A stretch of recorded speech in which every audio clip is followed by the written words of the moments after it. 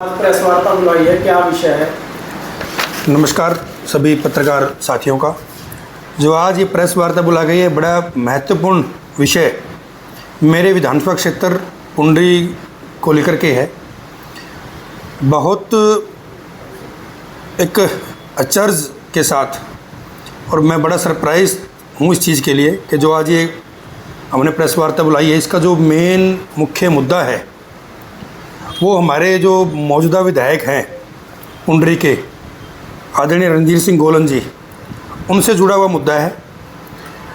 मैं बड़ा हैरान हुआ कि आदरणीय विधायक जी कि जब कोई बच्चा उनसे रोज़गार मांगने के लिए गया, जो हल्के के लोग वर्कर्स, भाई हमें कोई डीसी रेट पर लगवाइए, हमें कोई कौशल में लगवाइए जी, कोई हमें पॉलिसी सोर्स पॉलिसी के तहत हमें हमारे रोज़गार चाहिए, तो उनका एक ही जवाब होता था कि नौकरियां नहीं हैं, नौकरियां इस सरकार में नहीं है, वो मेरिट पे हैं, कोई बच्चे नहीं लगते हैं, या आउटसोर्सिंग पॉलिसी सरकार ने बंद कर दी है। लेकिन आप सभी साथियों को जान करके ये बड़ी हैरानी होगी कि हल्के के बच्चों को रोज़गार मांगने के नाम पर उनको दुत्कारा गया, लेकिन अपने ही परिवार के अंदर आदरणीय विधायक जी ने रोज़गार दे दिया। फिर आप सभी साथी पूछोगे कि अपने परिवार के अंदर किस तरीके से, आप लोग बड़े हैरान होंगे कि विधायक जी का जो छोटा सुपुत्र है अमन रणधीर सिंह गोलन, वो लिविस्टिक डिपार्टमेंट जो पशुपालन विभाग है पंचकुला के अंदर, उसमें डीसी रेट पर लगा हुआ है। और विधायक का पुत्र ही नहीं, विधायक ने अपने जो पीए हैं संजीव कुमार, उसको भी डीसी रेट पर लगाया हुआ है उस विभाग के अंदर। और जो उनका भांजा है, अपने भांजे की जो उनकी पत्नी है सीमा देवी, उसको भी वहाँ पर उन्होंने लगाया हुआ है। और दो और हैं, जगदीश सिंह बुरा और वीरेंद्र राम, जो इनके समर्थक हैं, उनको भी आदरणीय विधायक जी ने लिविस्टिक डिपार्टमेंट के अंदर डीसी रेट के ऊपर लगाया हुआ है। जब मुझे ये कागजात मिले तो मैं बड़ा हैरान हुआ, जो मैं आप सभी साथियों के सामने शेयर कर रहा हूँ कि संजीव कुमार बलवंत सिंह, एड्रेस पुंडरी, पीए की पद पर डीसी रेट पर। सीमा देवी विनोद कुमार की है रसीना से, क्लास 4 के पद पर। जगदीश सिंह बुरा जी हैं क्लास 4 के पद पर। वीरेंद्र राम क्लास 4 के पद पर। और जो चर्चित नाम है जिसको देख करके आप सभी हैरान होंगे, अमन रणधीर सिंह पुंडरी से जेई के पद पर डीसी रेट की नौकरी पे लगे हुए हैं।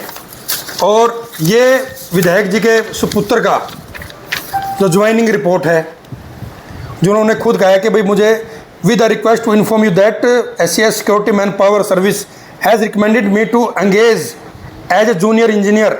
भाई इस कंपनी ने इसको एंगेज किया है, junior engineer Haryana livestock department board, vide letter number SCS 2021 dated 21/12/2021। Accordingly I am submitting my joining report today 3/1/2022 को इन्होंने ज्वाइनिंग रिपोर्ट वहाँ दी।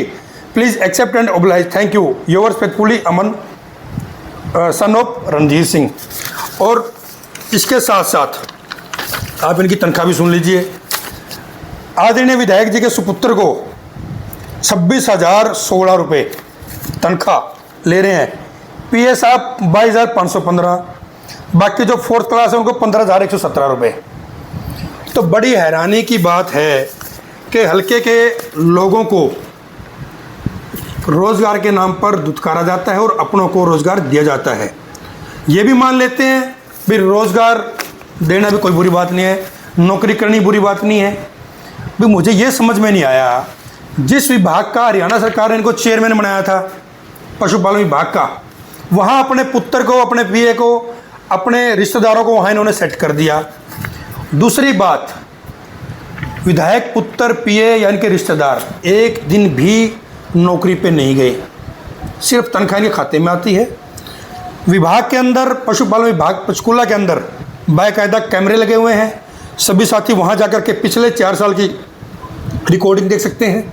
ये लोग एक दिन भी नौकरी पे नहीं गए। और बड़ी हैरत की बात है कि विधायक का पुत्र विदेशों की सैर करता है पिताजी के साथ, वो भी अटेंडेंस वहाँ पे लगी हुई है। वहाँ पर अटेंडेंस लगी हुई है, फर्जी तरीके से अटेंडेंस लगती है और तनख्वाह लेते हैं। तो साथियों, ये विधायक, मैं शुरू से इस बात की आवाज़ उठाता आया हूँ कि इसने पुंडरी हलके को लूटने काम किया है। मैं और मेरा अपने परिवार से बाहर ये निकला नहीं है। जितने जो कार्यकर्ता इसके साथ जुड़े थे उन सबको इन्होंने भगा दिया। जो टेंडर हैं, जो कुछ भी है, सभी अपने चहितों के नाम। आप ले लीजिए, जो शुरू में इसके साथ लगा था हमारे सेठ जी थे, वो उसको करोड़ों रुपए के नीचे दे करके वो व्यक्ति पुंडरी छोड़ने के लिए मजबूर हुआ। उसका नाम क्या था, मोहित, जो साथी था। अब गर्ग एंड गर्ग कंपनी के जो अभी पीछे सफाई घोटाला हुआ, उस गर्ग एंड गर्ग कंपनी के जो साथी थे, सज़ा वो भुगत रहे हैं, पैसे सभी ये लेकर के गए। और अनेकों साथी इतने थे कि जिनको इन्होंने बर्बाद करने का काम किया। मैंने पहले भी कहा था कि पुंडरी के अंदर मामा एंड भांजा यही कंपनी रही है। पिछले दिनों सोसाइटी के अंदर, पुंडरी के अंदर मामला है, वहाँ भी इन्होंने अपने चहेते लोगों को, जो पार्षद प्रतिनिधि थे, उनको लगाया, उनको रोज़गार दिया। लेकिन उसका भी आने वाले 2-4 दिन के अंदर उसका भी इलाज करने का काम करेंगे, उसका भी खुलासा करूंगा। वो भी कागज़ हमारे पास आ चुके हैं। वो भी जो लोग गलत तरीके से लगे हुए हैं उनके खिलाफ भी आवाज़ उठाएंगे। मैंने पहले भी कहा था, इन्होंने आते ही, जब भी विधायक बने थे, इन्होंने गरीब जो लोग लगे हुए थे उनको हटा करके अपने चाहने वालों को उनकी जगह रोज़गार दिया। हमें इस बात की आपत्ति नहीं है कि रोज़गार दिया अच्छी बात है। आपत्ति इस बात की, जिन लोगों को रोज़गार दिया वो कभी भी एक दिन भी नौकरी पे नहीं गए, वो घर बैठे उनकी तनख्वाह आ रही है। और सबसे बड़ी मुद्दा ये है कि विधायक का पुत्र, जो व्यक्ति अब भी इनका भरने में नहीं आ रहा, और मुझे तो इस बात का बिल्कुल, मैं इस बात के लिए बिल्कुल मैं अपने पूरे विवेक से कह सकता हूँ कि ये पुत्र जो पीए इन्होंने लगाए हुए हैं, मुझे पूर्ण विश्वास है अगर हरियाणा सरकार गहनता से पूरे हरियाणा के विभागों की जांच करवाए तो कहीं ना कहीं विधायक खुद भी डीसी रेट पर नौकरी करता हुआ पक्का मिलेगा। क्योंकि ये इतने लालची लोग हैं कि ये खुद भी, मैं इस बात को बिल्कुल कॉन्फिडेंस के साथ कह सकता हूँ कि अगर इनकी जांच करवाई जाए तो इनका पूरा परिवार कहीं ना कहीं, विधायक भी डीसी रोड पे कहीं ना कहीं ये लोग नौकरी करते हुए मिलेंगे। तो मैं आपके माध्यम से हरियाणा सरकार से, नायब सिंह सैनी साहब से ये मैं विनती करता हूँ कि पिछले जो 3.5-4 साल से ये लोग हरियाणा सरकार का जो पैसा है, सरकारी पैसा है, उसको ये हड़प कर रहे हैं, उसकी जांच की जाए, इन पर रिकवरी डाली जाए, इनकी जांच की जाए। इनको किस अधिकारी ने वहाँ इनको नौकरी दी, किस प्रेशर में दी, एक दिन भी रोज़गार पे नहीं गए, नौकरी पे नहीं गए, तो फिर तनख्वाह किस बात के लिए है।